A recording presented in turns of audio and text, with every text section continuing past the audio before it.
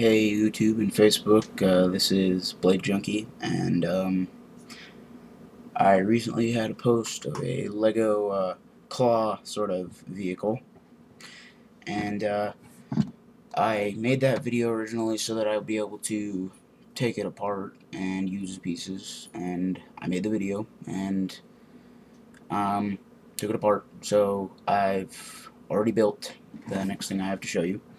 First part of it I have to show you is this. This is the IR receiver combo that I have. So each of these wheels here, and you know what, actually I'll spare you that for a minute so that you stay watching if you really are interested, which odds are you're not, but if you are, keep watching.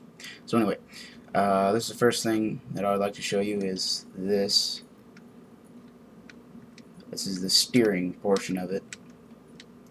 And then this operates the spoiler, and you'll see that in a minute. And this here operates the drive motors, and there are two of them. So that's why it is its own receiver.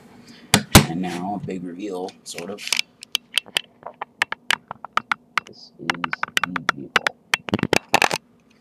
So here we are. If I can move my camera so y'all can see that a little bit better. Oh joy. Hassle of a camera. Anyway, this, man, I tell you, if they made a better camera than this, I swear to you I'd be using it, trust me. But this is all I had money for at the time. So, this is the vehicle that I've been working on for a little while. Other one didn't really have a lot of structure, so I decided to give this a little bit more of its actual look. And so far, it would appear as though I have successfully done that, but no guarantee yet, because I'm not sure. It's not really done necessarily, but yeah, this is it. Got this really huge spoiler, and the reason I have this here with the blue is not just because it's out of the ordinary, it's because there's a little bit of blue in it all over the place, like here and here. So I used a worm gear for steering, and it's right here. And all that means is that I can slow down the functionality and give it more accuracy with still a little bit of leeway. And I decided to give it this fancy hood because when I was making it look structured, I figured I'd give it something a little more realistic. And so this is run by a single medium motor. The steering isn't the only part that's powered by the medium motor, though. There's a medium motor in the back portion right there. Sorry, there's not good light, but if I could show you, I would as accurately as possible. But anyway, it's in that little place in there with the two receivers, and it has two receivers because it has four motors, and I just had a spare motor to use, so I just kind of put that in there. And I gave it sort of a spiked look here with like a sort of chain bolt kind of spike above the windshield, and a carbon spike on the hood right there and right there. And it's only two-wheel drive, but these two motors here go to the drive. And the reason I decided to go with two was so I'd have more power to each wheel. So it has a lot of torque, but it's very, very slow. And the reason I have the two receivers is because those two motors spin in the same direction, and I didn't have quite the right pieces to put them exactly where I needed them, so I just decided to go with putting in an extra receiver. And that's fine because it turned out really great. And yeah, that's the battery box there. And there's a little compartment where all the cords are wound, which is right here. And that's more obvious if you open up the hood and you were to look just behind the motor, which is very hard to see on this camera, I understand. But they're all right in here, pointing to them now. This little compartment here. And,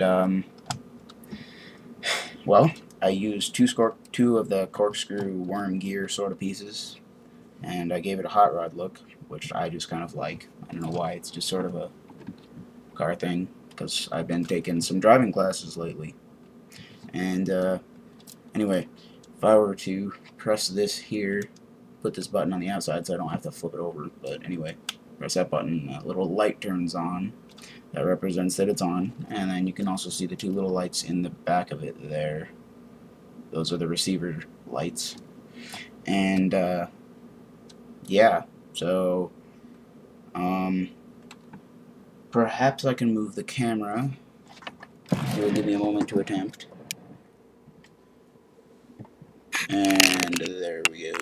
Sort of trying to give you the option of seeing what this friggin' does, because it's a pretty good car. It's got a lot of reinforcement pieces, and so yeah,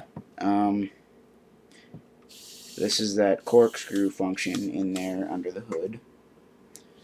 And if I were to drive it out here with the hood open, you see that corkscrew allows me to turn it slow, but not too slow. And this is actually an official LEGO part. I'm sorry to anybody that is okay with using any other motors, but I just say no.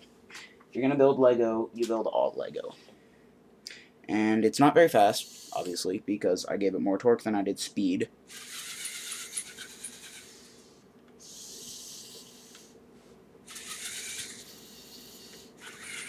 And the appearance weighs a lot more than I would like. And it's fast in such a way that, like, blurs what the camera sees, but it's not actually that fast, so sorry. And maybe now I'll show you that spoiler function.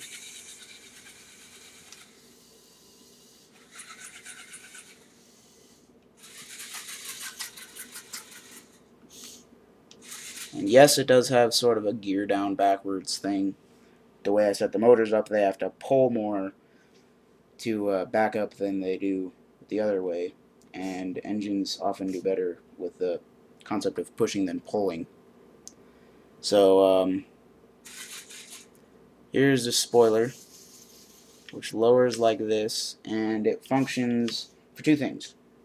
The first thing, the original thing I built it for, is because I often have my Legos set out in my living room, and I don't usually put them on top of a blanket, and sometimes I don't always have one. Okay, that was a bad sentence. Anyway, yeah, so this here is so that I'd be able to reverse the functions on the controllers, just turn around all the switches, and now I could scoop up sort of random things because of the way that I made that blade. And the second thing that it's good for is a parking marker, because I don't know about the rest of you, but my favorite kind of parking is parallel parking. So when I'm parallel parking, I prefer to have sort of a boundary, and that sort of sets the furthest limit you have with your vehicle, and that just makes it a lot more obvious. But supposing this were a more realistic road, then the cars would be distance apart, and